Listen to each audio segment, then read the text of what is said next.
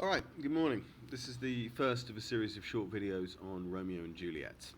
We're going to be focusing on Juliet's character and her relationships with Romeo and with her father. But first of all, I want to talk about fathers and daughters more generally in Shakespeare. This is a contextual point, and at GCSE we have a tendency to assume that context refers solely to socio-political and historical context, which is the most relevant most of the time and the easiest way of getting it into the essay and into your response. But it isn't the only context that needs to be considered.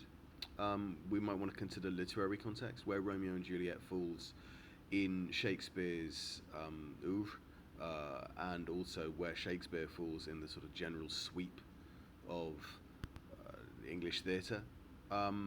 But there's a personal context here, and I want to talk about that a little bit today. Because if you are someone who is aware of Shakespeare's plays, and a lot of them, then I'd like you to think for a moment and ask yourself, how many times does Shakespeare include a relationship between a father and a daughter in his play? And if you do know enough about Shakespeare and you've started to think about that, you'll quite quickly realise that it's a remarkably common theme. Something he returns to over and over and over again.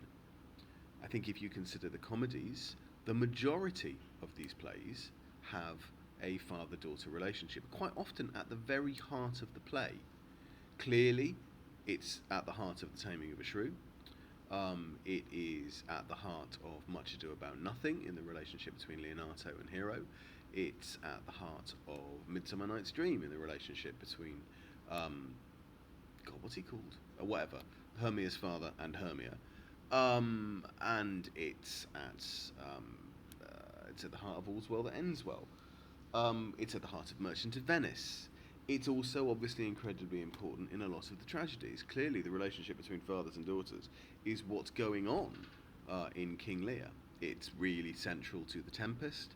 It's incredibly central to Othello. In fact, in Othello, it's unnecessary. The relationship between Desdemona and Brabantio is tacked on, makes it seem like it's an unnecessary addition or something that you would remove, and you wouldn't, because that relationship is fascinating and brilliantly written and helps him to explore lots of the characters, and that opening act is one of my favourite opening acts in all of Shakespeare. But you could tell the story of Othello, Iago and Desdemona without having Desdemona's fractious and tempestuous relationship with her father explored, but you don't, because you want to talk about fathers and daughters. In Hamlet, Ophelia could exist quite comfortably without the relationship with her father, or, if you were to want it so, her father, Polonius, could exist as a character without Ophelia. But no, the relationship between the father and the daughter, the way in which the father commodifies, objectifies, uses the daughter, is another thing that Shakespeare wants to explore. In something like Twelfth Night, for example, it's almost as if he recognises his own obsession and tries to work around it, and fails. In Twelfth Night, Olivia's father is dead. That's an important plot point. But it becomes an important plot point because the fact that he is dead means that she is in mourning, and so she will not marry. Even in death, the father has an important the father is a roadblock to her happiness. And this is something that happens a great deal, and obviously it's incredibly important in the play we're looking at, Romeo and Juliet. The relationship between Capulet and Juliet is central. It's almost genuinely, it's almost as important to the drama of the play as the relationship between Romeo and Juliet. And in fact, I would argue that Capulet is probably the better drawn character when it comes to Juliet's male relationships. I think the relationship between her father is a more humane, understandable, tragic, ultimately, relationship than the one with Romeo. But we'll come to this later. So why? What's going on here? Well, there's a socio-historical and political and religious context to consider, to do with the actions and the beliefs of the Puritans, which we'll talk about in another video.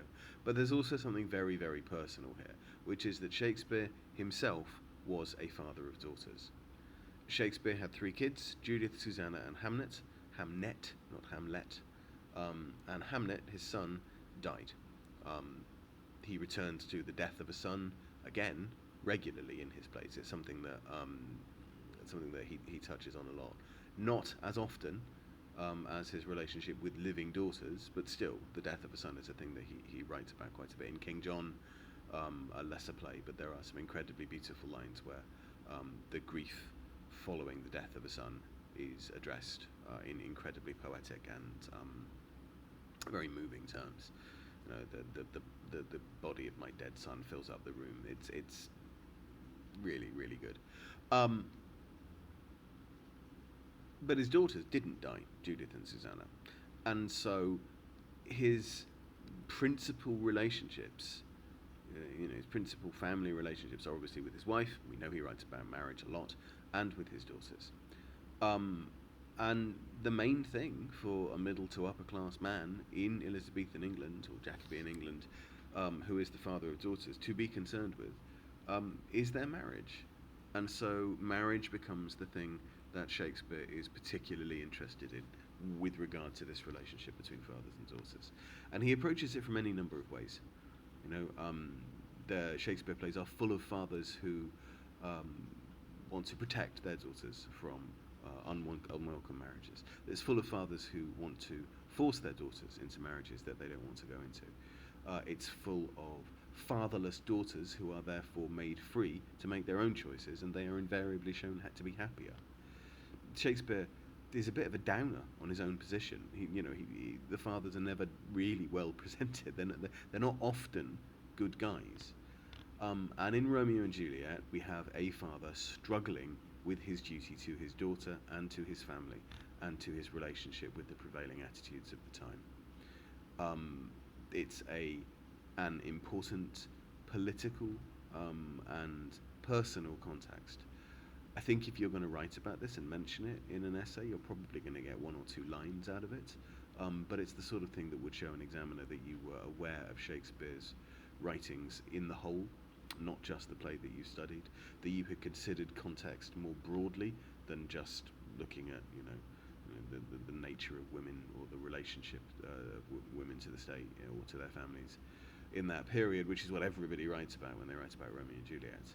And so it might help you to deepen your understanding and also to get some more marks for that particular assessment objective. The next videos I'm going to look at other areas of context, and then we're going to look more closely at the relationship between Capulet and his daughter. Thanks.